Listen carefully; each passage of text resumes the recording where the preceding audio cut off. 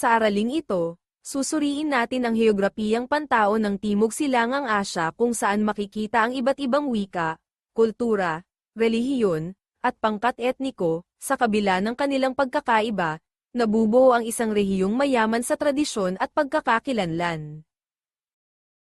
Ang mainland Timog Silangang Asya ay binubuo ng mga bansang nasa kontinental na bahagi ng rehiyon na may magkakaibang kultura, wika, at etnolinguistikong pangkat. Isa sa mga bansang ito ang Thailand, na kilala sa mayamang tradisyon at malakas na impluwensya ng Budismo sa pamumuhay ng mga tao.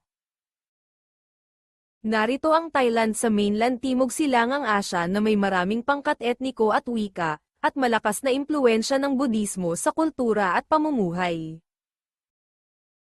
Sa Thailand, pangunahing grupo ang Thai, kasama ang Chinese migrants, at mga pangkat tulad ng Karen at Malay sa Timog, na may iba't ibang wika at kultura.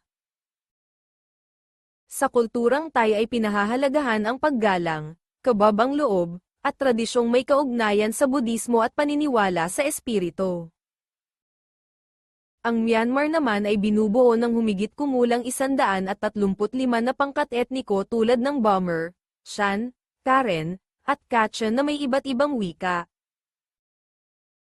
Ang wika sa Myanmar ay kabilang sa Tibeto-Burman language family, na may iba't ibang lokal na diyalekto sa bawat rehiyon. Samantalang ang Laos naman ay may iba't ibang pangkat etnolinguistiko tulad ng Laolum, Laodayong, at Laosang. Ang Lao ang opisyal na wika, habang may mga wikang Mon Khmer at Hmong Mien sa mga bundok at minoryang pangkat. Ang Cambodia naman ay pinangungunahan ng Khmer na bumubuo ng karamihan ng populasyon. Khmer ang opisyal na wika ng Cambodia, kabilang sa Austroasiatic language family. Ang Vietnam ay binubuo ng Viet, Kin, majority at mga minoryang tulad ng Thai, Khmer Krom, at Cham. Vietnamese ang opisyal na wika ngunit may impluwensya ng Mon Khmer, Austronesian, at Sino-Tibetan languages. Ang tradisyon ng Vietnam ay ang Tet o Lunar New Year ay paggalang sa ninuno at bagong simula ng taon. Ang pagpapahalaga sa Vietnam pinahahalagahan nila ang respeto, disiplina, at pagiging mapagkumbaba. Ang Malaysia naman ay binubuo ng Malay, Chinese, Indian, at iba pang etnolinguistikong grupo. Sa Malaysia, ang Bumaputra ay kinabibilangan ng Malay at Orang Asli, habang ang Nun Bumaputra ay Chinese at Indian communities. Bahasa Malaysia ang opisyal na wika, habang ginagamit din ang Mandarin, Tamil, at iba pang diyalekto.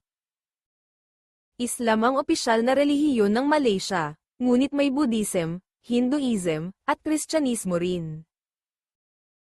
Ang Vietnam ay naimpluwensyahan ng Confucianism, Buddhism, at mga lokal na paniniwala tulad ng ancestor worship.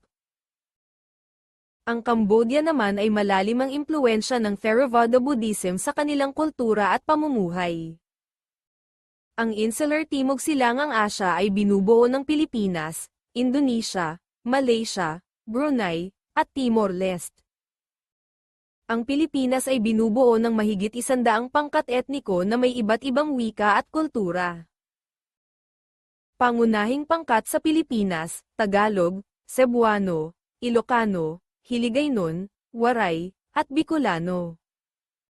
Ang katutubong pangkat ay ang Aita, Agta, at iba pang Negrito na unang nanirahan sa Kapuluan.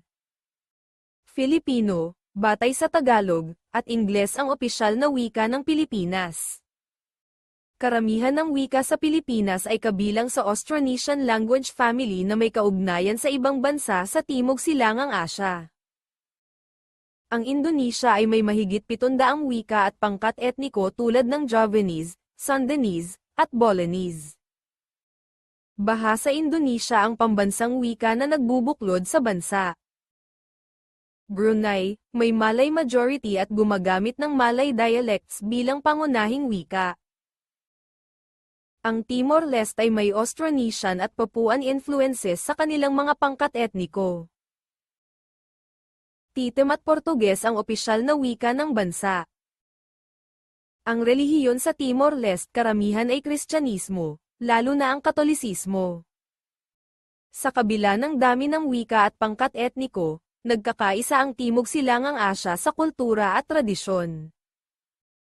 Ang Timog Silangang Asya ay isang rehiyong mayaman sa etnolingwistikong pagkakaiba-iba na humuhubog sa kanilang kultura at pagkakakilanlan.